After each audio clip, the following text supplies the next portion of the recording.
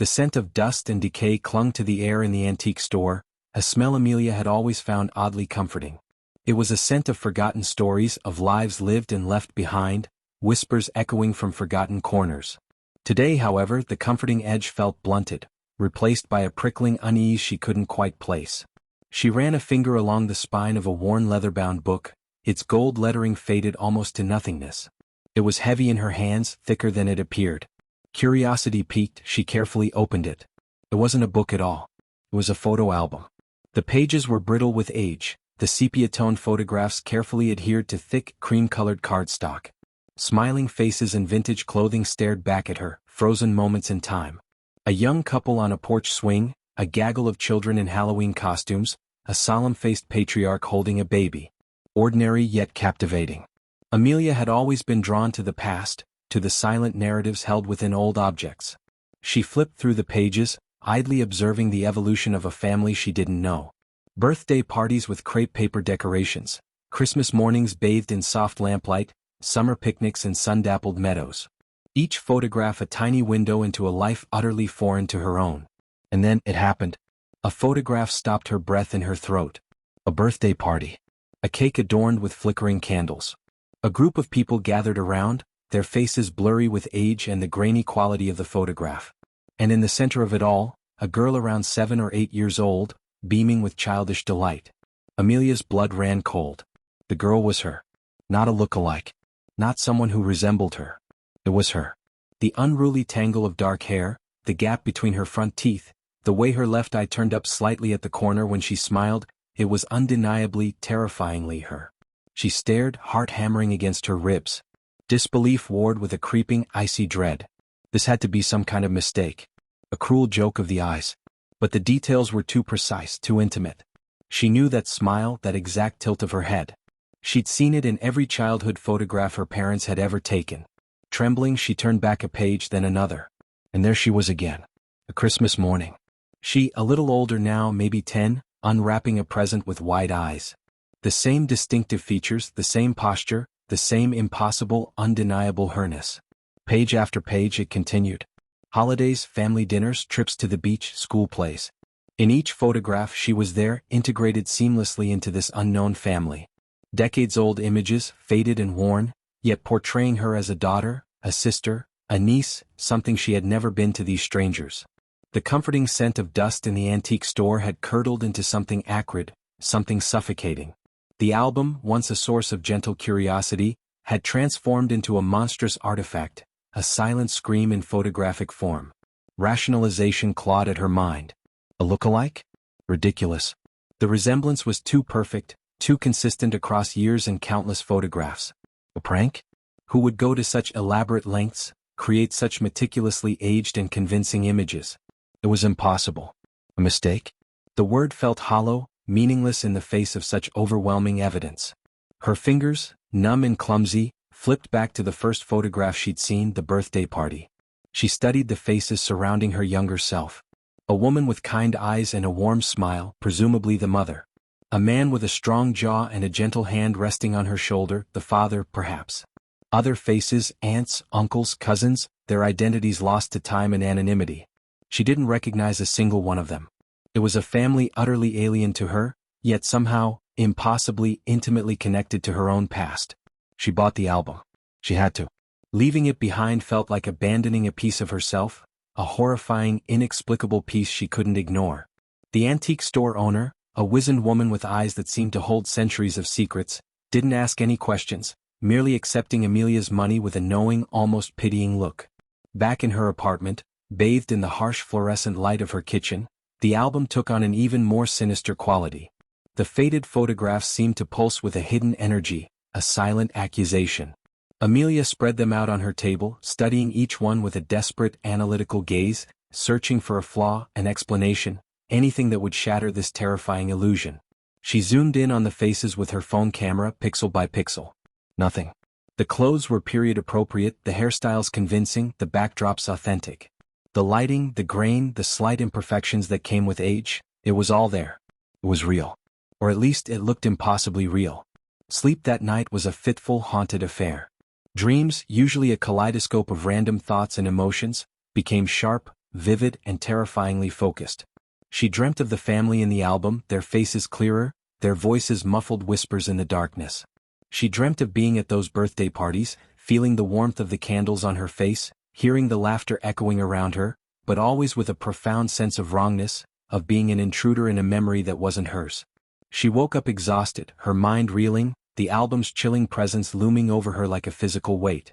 She knew she couldn't ignore it. She had to find out who these people were, who this family was that had somehow stolen her face, her childhood. The first step was the album itself.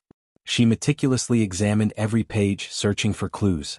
There were no names written anywhere, no dates beyond the vague visual cues of clothing and hairstyles. The only tangible clue was a small inscription on the inside cover, barely visible in faded ink. The Hawthorne family, Elmwood. Elmwood. It was a common name, 100 Elmwoods scattered across the country. But it was a start. Armed with this meager clue, Amelia began her research. The internet became her rabbit hole, leading her down winding paths of genealogical websites, historical archives, and online forums dedicated to local history. She typed Hawthorne family Elmwood into every search engine she could think of, hoping for a breakthrough, a flicker of recognition. Days bled into nights, consumed by her relentless search. She found countless Hawthorns, none of whom seemed to fit the family in the album. Elmwood, as she suspected, was frustratingly generic. But she persisted, driven by a growing unease that bordered on panic. She spent hours at the local library, poring over old city directories and local history books for towns named Elmwood. She found several, each a potential lead, each a potential dead end. Finally, after days of fruitless searching, she stumbled upon something. A small town in rural Pennsylvania, nestled deep in the Appalachian Mountains, also named Elmwood. And in its Historical Society archives, a mention of a prominent family named Hawthorne. Hope flared, fragile but insistent. She contacted the Elmwood Historical Society, sending scanned images of a few of the photographs from the album, along with the inscription. Days later she received a response. A hesitant, almost fearful email from a volunteer archivist. The photographs, she confirmed, were indeed of the Hawthorne family. A family that had once been prominent in Elmwood, but had been shrouded in tragedy and whispers for decades. The archivist, a Mrs. Evelyn Blackwood, offered to help Amelia further, intrigued and disturbed by the strange photographs. Over email and phone calls, Mrs. Blackwood began to piece together the Hawthorne family history, a history that was far more chilling than Amelia could have ever imagined. The Hawthornes, it turned out, had been pillars of the Elmwood community in the early to mid-20th century. They owned the local mill, employed half the town, and were known for their philanthropy and civic involvement. But beneath the veneer of respectability, a darkness festered. The family patriarch, Silas Hawthorne, was described as a stern, almost tyrannical figure, obsessed with lineage and family image. His wife, Eleanor, was a fragile, ethereal woman, rumored to be plagued by melancholia and strange visions. They had 3 children: Thomas, the eldest son, destined to inherit the family business; Clara, a beautiful and vivacious daughter; and young Peter, the baby of the family, doted upon by everyone. And then tragedy struck. In 1958, Clara Hawthorne vanished without a trace. She was just 17 years old, on the cusp of womanhood. The disappearance sent shockwaves through Elmwood. The police investigated, but found nothing. Clara was simply gone, swallowed by the silence of the mountains. 5 years later, Silas Hawthorne died suddenly, leaving the family business and his remaining children adrift. Thomas, burdened by responsibility and grief, struggled to keep the mill afloat. Eleanor, already fragile, retreated further into herself, her melancholia deepening into something akin to madness. And then, in 1968, the final blow. Peter Hawthorne, the youngest, the cherished baby of the family, died in a freak accident at the mill. He was only 10 years old. The Hawthorne family, once vibrant and powerful, was decimated. Eleanor Hawthorne, the last surviving member, became a recluse, living out her days in the decaying family mansion, haunted by ghosts and whispers. She died in 1982, leaving the Hawthorne estate to crumble into ruin. As Mrs. Blackwood recounted this tragic history, Amelia felt a growing sense of unease, a chilling premonition that this story was somehow inextricably linked to her own strange predicament. She asked Mrs. Blackwood about photographs of the Hawthornes, specifically Clara and Peter. Mrs. Blackwood hesitated. There were family albums, of course, she said, her voice hushed over the phone line. Everyone in Elmwood remembers the Hawthorne family albums. Silas Hawthorne was meticulous about documenting their lives. But, after Eleanor died, the mansion was emptied out. Most of their belongings were sold off, scattered to the winds. The family albums. I don't know what happened to them. Nobody's seen them in years. Amelia told Mrs. Blackwood about the album she had found in the antique store, the photographs of herself within the Hawthorne family. A long silence followed on the other end of the line. When Mrs. Blackwood finally spoke, her voice was barely a whisper. "This is unsettling, Amelia. Deeply unsettling. Are you sure? Are you absolutely certain it's you in those photographs?" "Yes," Amelia insisted, her voice trembling. "I know it's me. It's impossible, but it's me." "Then," Mrs. Blackwood said slowly, "you need to come to Elmwood. There are things you need to see. Things I can't explain over the phone." The drive to Elmwood felt like a descent into a nightmare. The landscape grew increasingly desolate, the winding mountain roads shrouded in shadow, the air heavy with a palpable sense of isolation. As she entered the town limits of Elmwood, a shiver crawled down her spine. It was a place that time seemed to have forgotten, a town clinging to the edge of existence, haunted by its own past. Mrs. Blackwood met Amelia at the Elmwood Historical Society, a small, dusty building filled with the ghosts of generations past. She was a kind-faced woman with worried eyes and a nervous tremor in her hands. She led Amelia to a back room, lined with shelves overflowing with old documents and photographs. "I've been doing some more digging," Mrs. Blackwood said, her voice hushed. "Since we spoke. About the Hawthorne family albums." She placed a folder on the table in front of Amelia. Inside were photocopied pages from what looked like another family album, even older and more worn than the one Amelia had found. "These are copies of photographs from the Hawthorne family albums, taken before they disappeared," Mrs. Blackwood explained. "They were part of a local history project years ago. They're not very good quality, but," she trailed off, pushing the folder closer to Amelia. "Look at this." Amelia opened the folder, her heart pounding in her chest. The photocopies were grainy and faded, but the faces were still discernible. And there they were. The Hawthorne family. Silas, Eleanor, Thomas, Clara, Peter. And in several of the photographs, a child, a young girl. Amelia's breath hitched. The girl in the photocopies, it was her. Again.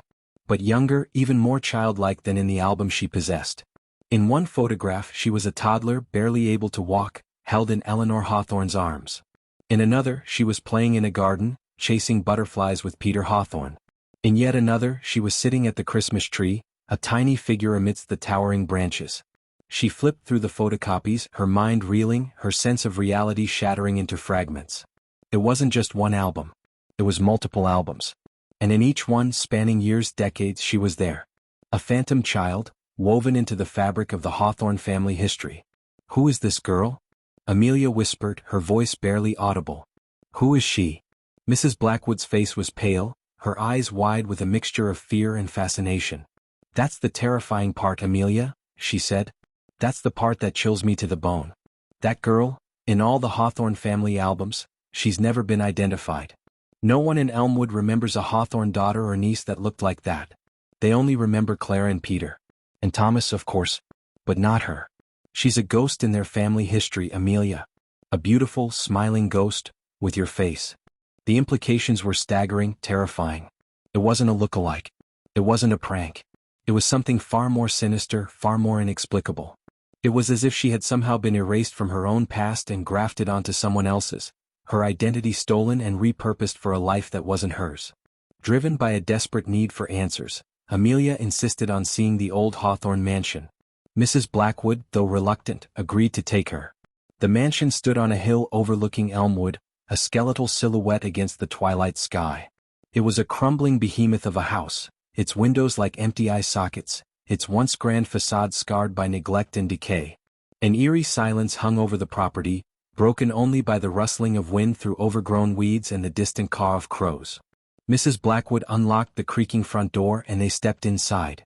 The interior of the mansion was even more desolate than the exterior. Dust lay thick on every surface, cobwebs draped like macabre decorations, and the air was heavy with the smell of mildew and rot. Sunlight struggled to penetrate the grimy windows, casting long, distorted shadows that danced and shifted with every breath of wind. As they explored the decaying rooms, Amelia felt an overwhelming sense of unease, a feeling of being watched, of being unwelcome. The silence was oppressive, punctuated by unsettling creaks and groans of the aging house settling around them. It was a place saturated with sadness, with loss, with the lingering echoes of a family tragedy. In the master bedroom, Mrs. Blackwood pointed to a large, ornate wardrobe standing against one wall. "This was Eleanor Hawthorne's," she said, her voice barely above a whisper. "Local legend says she kept all her secrets locked away in there." Hesitantly, Amelia approached the wardrobe. Its doors were heavy, intricately carved with images of swirling vines and grotesque faces. A cold dread emanated from it, a palpable sense of something dark and hidden. With trembling hands she pulled the doors open. Inside, the wardrobe was surprisingly empty. No clothes, no jewelry, no personal effects. Just dust and shadows. Disappointment washed over Amelia, followed by a chilling sense of inevitability. Of course there would be nothing here. The answers she sought weren't to be found in material objects, but in something far more elusive, far more terrifying.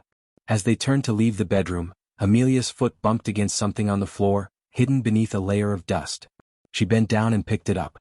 It was a small leather-bound diary, its cover cracked and worn. She opened it, her fingers trembling as she flipped through the yellowed pages.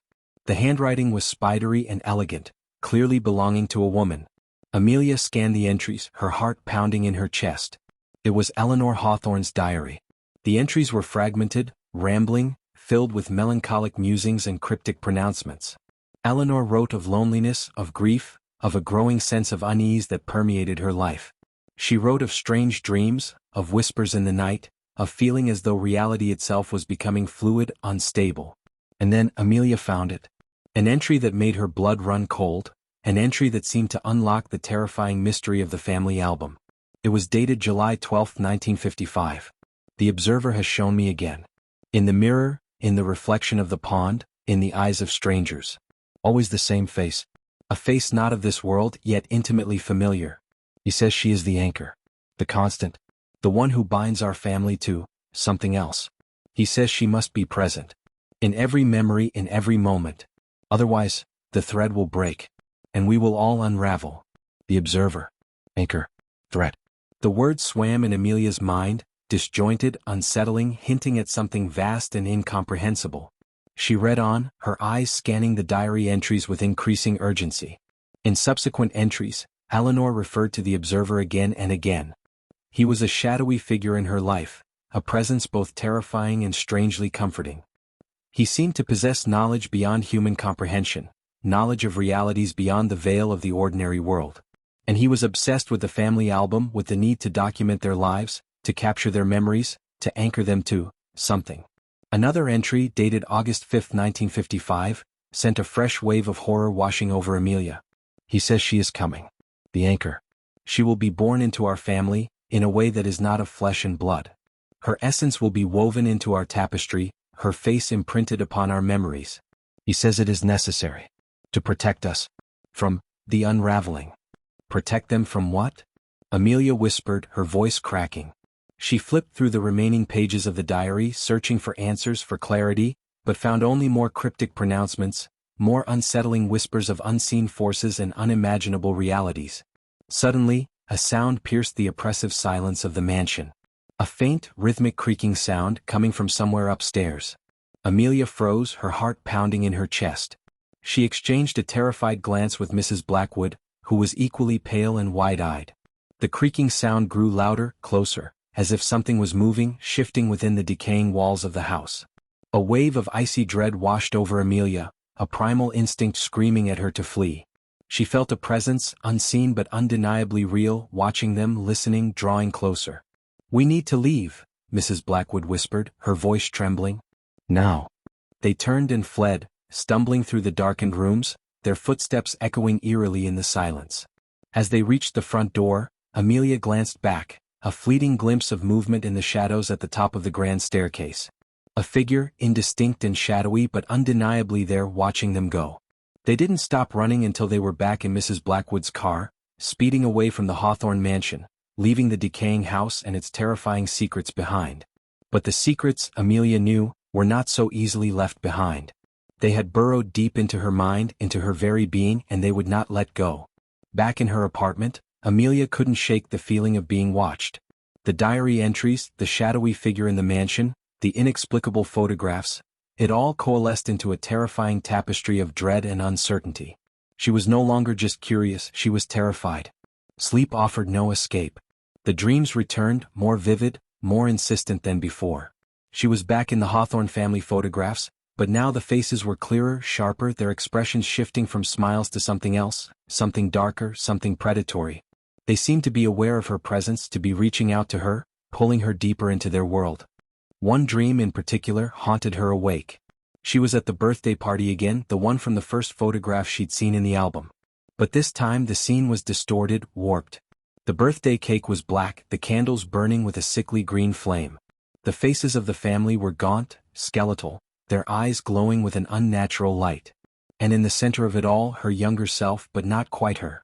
Her face, yes, but with eyes that were ancient, knowing, terrifyingly cold. The child in the dream turned to her, a slow, deliberate movement, and whispered in a voice that was both childish and impossibly old, "You are late. The thread is weakening."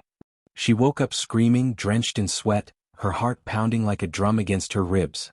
The dream felt too real, too visceral, as if it wasn't just a dream, but a glimpse into another reality, a reality that was somehow bleeding into her own. The phrase from the diary, "The thread will break," echoed in her mind, heavy with ominous implications. What thread? What would unravel? And what did it have to do with her face appearing in a stranger's family album?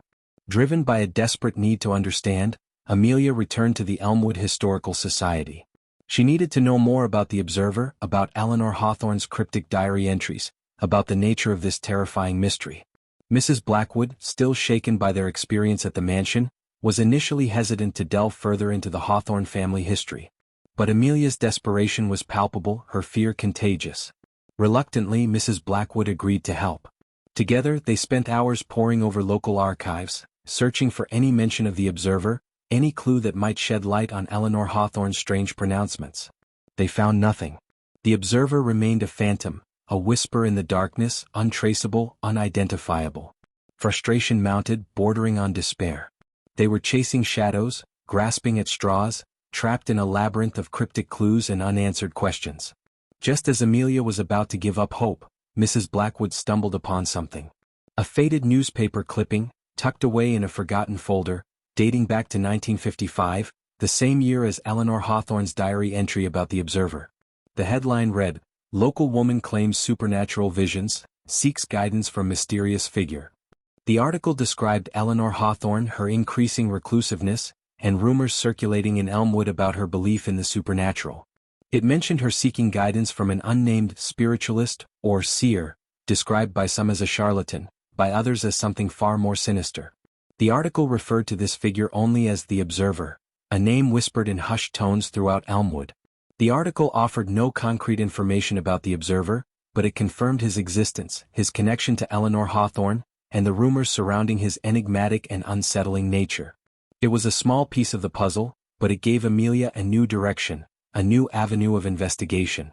She focused her research on spiritualism and occult practices in the 1950s, hoping to find a connection, a parallel, something that would illuminate the mystery of the Observer and his influence on the Hawthorne family. She delved into dusty books on parapsychology, esoteric texts, and online forums dedicated to paranormal phenomena. Days turned into weeks, consumed by her relentless pursuit of the truth.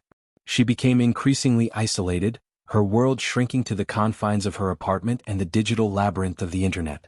Her dreams grew more vivid, more terrifying, blurring the lines between reality and nightmare. She started to lose track of time, her memories becoming hazy, fragmented, as if her own reality was beginning to unravel, mirroring the ominous pronouncements in Eleanor Hawthorne's diary. One evening, as she was deep in her research, she stumbled upon a name that sent a jolt of recognition through her. A name that seemed to resonate with the chilling unease that had been growing within her for weeks. Dr. Alastair Leopold. A controversial figure in the field of parapsychology in the mid-20th century, known for his unorthodox theories and ethically questionable experiments. He was rumored to have explored the boundaries of consciousness, to have delved into realms beyond human comprehension, and to have made contact with entities. Dr. Leopold's name was often associated with whispers of secret societies, clandestine rituals, and forbidden knowledge. He was a fringe figure, dismissed by mainstream science, but revered by those who believed in the hidden dimensions of reality. And he had been active in rural Pennsylvania in the 1950s, The same time and place as Eleanor Hawthorne's diary entries and the mysterious observer. Could Dr. Leopold be the observer? The thought sent a shiver of both fear and morbid fascination through Amelia. It was a tenuous connection, a long shot, but it was the most promising lead she had found. She searched for more information about Dr. Leopold, digging deeper into the obscure corners of the internet. She found online archives of his published papers, transcripts of his lectures, and anecdotal accounts from former associates, all painting a picture of a brilliant but deeply unsettling man, obsessed with the paranormal and willing to push the boundaries of human experience to their breaking point. And then she found it.